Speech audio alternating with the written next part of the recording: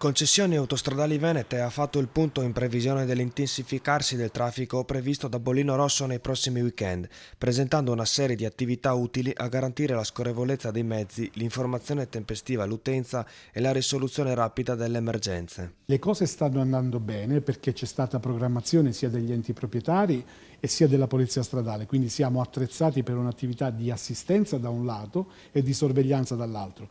Si aspettano grandi flussi, diciamo che già quest'anno 2023 è stato caratterizzato da un aumento medio del 10% dei volumi di traffico sia dei mezzi leggeri che dei mezzi pesanti, però per fortuna non abbiamo registrato criticità di rilievo.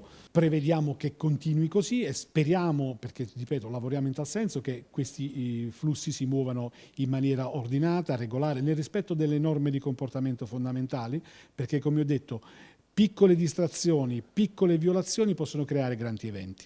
È previsto inoltre un potenziamento dell'organico in servizio. Le pattuglie in campo sono ovviamente potenziate rispetto ai periodi ordinari, ma soprattutto vengono ad avere ausilio delle apparecchiature speciali, dei piani di sorvolo aereo dall'aeroporto di Venezia con i velivoli, elicotteri ed aerei della Polizia di Stato, ma soprattutto ci avvaliamo del coordinamento nazionale di Viabilità Italia. CAV raccomanda di mantenersi costantemente aggiornati consultando la sezione di infotraffico del proprio sito web e di prestare prudenza alla guida.